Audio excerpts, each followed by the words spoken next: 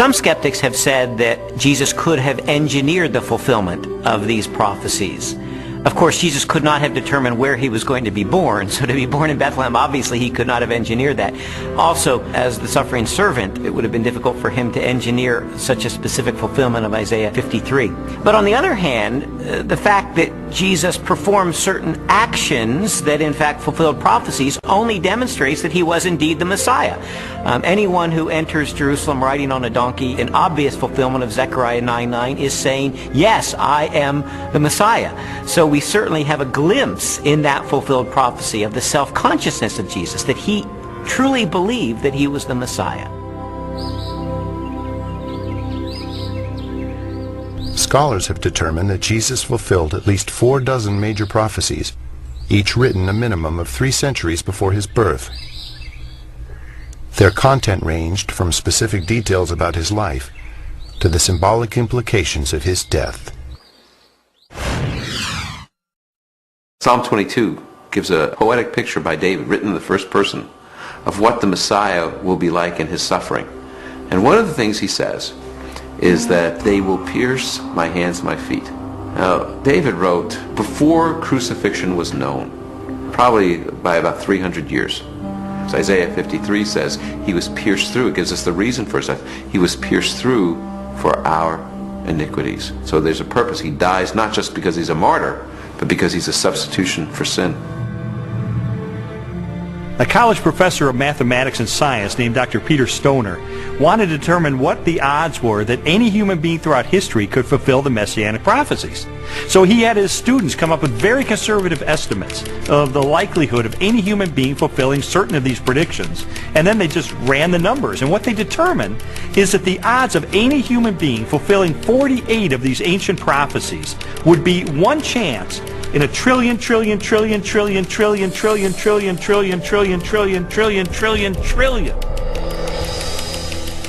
It is mathematically virtually impossible.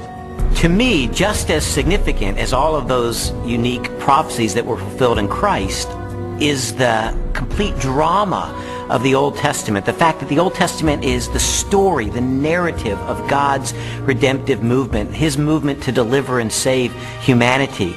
And Jesus is the climax of that movement. He is the climax of salvation history, the one who brings it off to fulfillment. You read the Old Testament, it's building. Jesus arrives on the scene and he is the fulfillment. And he recognizes himself clearly as the climax of God's plan of salvation for all humanity. This whole case was sort of like one of those jigsaw puzzles where you don't know what the ultimate picture is going to be. You just put together the pieces, and as I was putting together all of the evidence, it started to take shape, and I sort of stepped back and I could see that it was a portrait of Jesus Christ.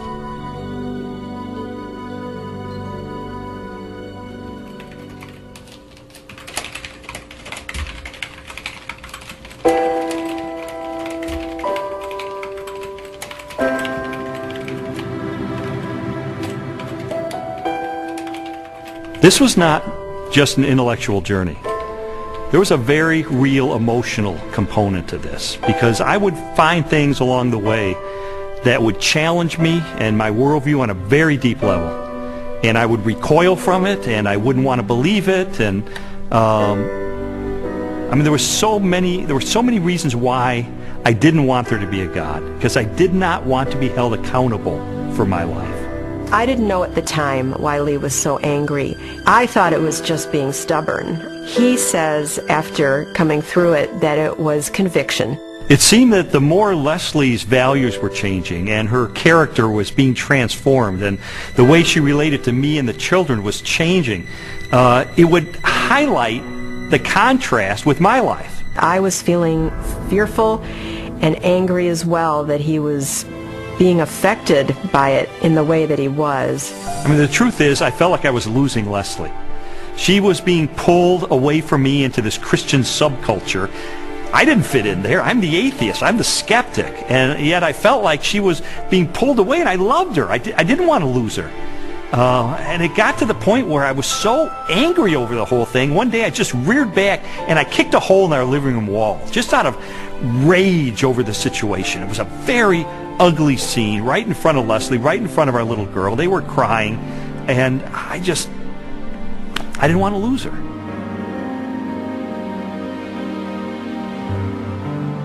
Jesus' body was never found, and so and they predicted it. Well, he talked about it, and it was predicted, and it happened. I mean, it's this easy. It's as simple as that. We just tend to complicate it, man. No, not physically, not his physical body. So when they came the following morning and rolled back the great stone in front of the tomb, and he wasn't there. No, it must have been dark in that. I don't know. They must have missed him. No, I don't think physically a physical body can rise. I don't think that he was yanked out of that, or physically walked out and walked down the street and met with him. It just doesn't make any sense to me.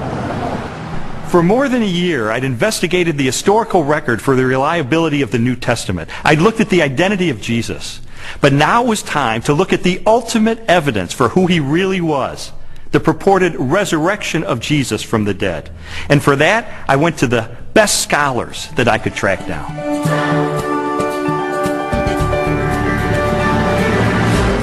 William Lane Craig, Biola University. Gary Habermas, Liberty University.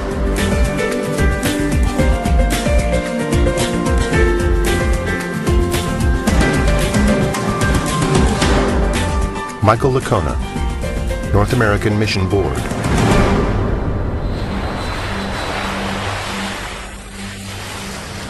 You see, while Jesus was on earth, he made some really radical claims. He claimed to be the uniquely divine servant of God, and he claimed that the only way that we could get to God would be through him.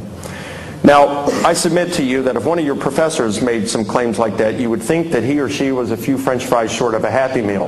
Those are some really audacious claims. Well, a lot of Jesus critics responded to him the same way that you or I would respond to someone making those claims today. Oh yeah, pal? You really think that's who you are? Well, tell you what, why don't you show it to us? Why don't you give us a sign? Show us a miracle or something. And Jesus said, well, I'll give you one miracle, one sign, my resurrection from the dead. The resurrection of Jesus really is the pivotal event of history. Anybody can claim to be the Son of God, as Jesus clearly did. The question is, can you back it up? What evidence is there to support your claim? What credentials do you have? And if Jesus really did return from the dead, that's excellent evidence that he is who he claimed to be, the one and only Son of God. To weigh the validity of Jesus' resurrection, we must first consider his death. Many skeptics have proposed that Jesus merely fainted on the cross, or was drugged, and later escaped as part of a conspiracy. By contrast, the four gospel narratives collectively describe the events of his public beating, death by crucifixion, and burial. Pilate had Jesus flogged and handed him over to be crucified. Mark 15:15. Chances of surviving crucifixion were extremely bleak. Crucifixion and the tortures that normally preceded it was the worst way to die in antiquity. A person was scourged to the point usually that their intestines, arteries, and veins were laid bare. And then after that, a person was dragged out where they were impaled to a cross or a tree and then left hanging there in excruciating pain. In fact, the word excruciating comes from the Latin, out of the cross. Jesus was being tried and executed as a rebel leader. Now, in the Roman army, if you were responsible for looking after one prisoner of war, even if he was a rather insignificant prisoner of war, if you let him get away, your life would be forfeit in place of his, and life was very cheap. If you were looking after the execution of a rebel leader and you let him get away, you're in deep trouble. Yeah, you're not going back home to your wife and kids. No way. Game over. The Romans were very, very good at killing people. They specialized in it. They prided themselves on it. Perhaps the most definitive statement of Jesus' death at the hands of the Romans is recorded in the Gospel of John.